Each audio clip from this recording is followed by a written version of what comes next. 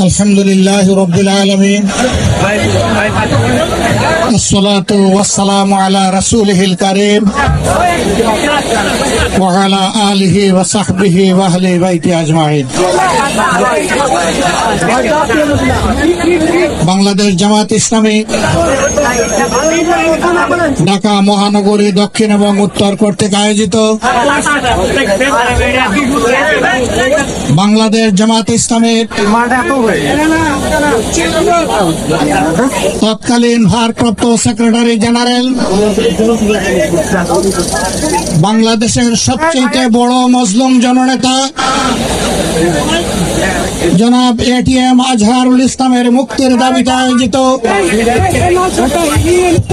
এই জনসমুদ্রের সম্মানিত সভাপতি, মঞ্চে বসা নেতৃবৃন্দ, আমার সামনে উপস্থিত ঢাকাবাসী, নেট দুনিয়ার সুবাদে সংযুক্ত প্রিয় দেশবাসী,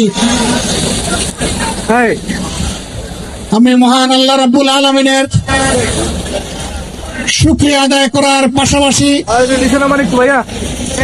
অত্যন্ত বেদনা ভারাক্রান্ত মন নিয়ে আজ আপনাদের সামনে হাজির হয়েছি। বড় ভাই, কাউকে কিছু দিতে হবে না, একটু আপনারা সাক্ষী 2009 সাল থেকে শুরু করে 2024 সালের 5ই আগস্ট পর্যন্ত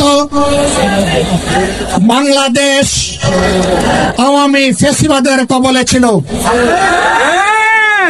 ফ্যাসিবাদ প্রতিপক্ষ সংগঠন হিসাবে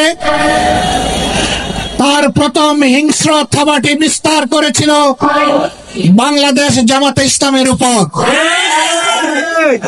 সকল শীর্ষ নেতৃবৃন্দকে এক এক করে তারা বন্দী করেছিল। প্রথম দফা বন্দী হওয়ার পর প্রিয় সংগঠন এটিএম আজহারুল ইসলামের উপর সেই সময়ের গুরু দায়িত্ব তুলে দিয়েছিল। ভারপ্রাপ্ত সেক্রেটারি জেনারেল হিসাবে সংগঠনকে তিনি নেতৃত্ব দিচ্ছিলেন। পথের কাঁটা সরানোর জন্য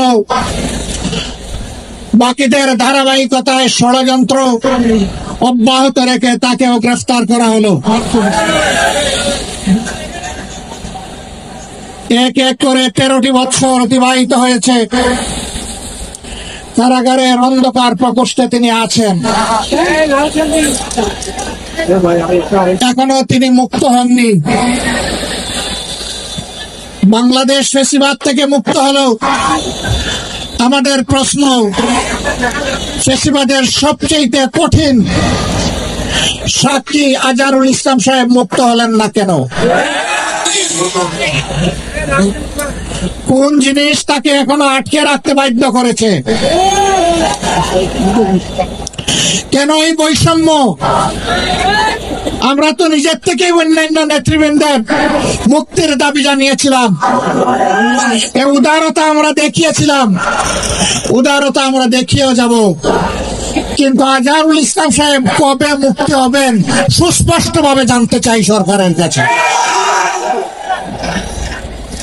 আমরা তো চাইনি, কল্পনাও করিনি এইভাবে আমাদেরকে রাস্তায় নামতে হবে প্রিয় আজহার ভাইয়ের মুক্তির দাবিতে। আমরা বাধ্য হয়েছি। আমরা স্পষ্ট বার্তা দিতে চাই, তার মুক্তি না হওয়া পর্যন্ত এই সমাবেশ প্রথমও নয়, শেষও নয়। সমাবেশ, বিক্ষোভ, আন্দোলন অব্যাহত থাকবে।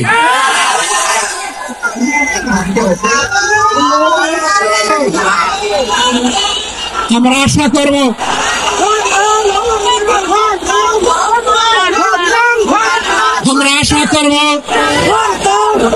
সরকার শুভবুদ্ধির পরিচয় দেবেন।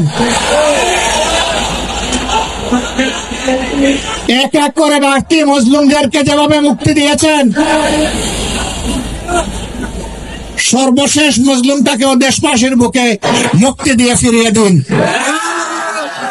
তার জীবনের যে 13টি বছর হারিয়ে গেল, এগুলা কেউ ফিরিয়ে দিতে পারবেন না। আর 13টি মিনিট তিনি জেলের ভিতরে থাকুন, আমরা তা চাই না। আমরা ভদ্র, কিন্তু আমরা বোকা নই। আমাদের ভদ্রতার এই উপহারকে কেউ যেন দুর্বলতা মনে না করেন। ভদ্রতা যখন শক্ত হয়, তখন কি পরিমাণ শক্ত হতে পারে 15.5 বছর তা বাংলাদেশ দেখেছে। আমি কারো কথা বলবো না, কে কি করেছেন, কোথায় আপোষ করেছেন করেন না, এটা আমার সাবজেক্ট না।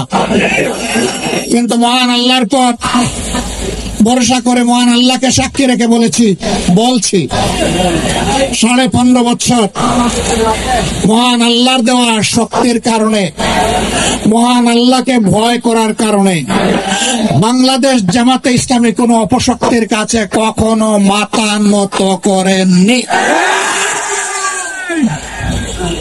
জীবন দিয়েছে, আপোষ করেনি। বহু আপোষের প্রস্তাব আমাদের কাছে এসেছিল। ফাঁসির কাস্তে নেতৃবৃন্দকে পাঠিয়ে দেওয়ার আগে জনে জনে দফায় দফায় প্রস্তাব এসেছিল। বাংলাদেশের জনগণ জানে, জীবিত অবস্থায় আল্লাহর সেই নেক বান্দারা, বাংলাদেশের বীর সন্তানেরা, তারা ওই সমস্ত প্রস্তাবগুলোকে পায়ের তলে ফেলে দিয়েছিলেন।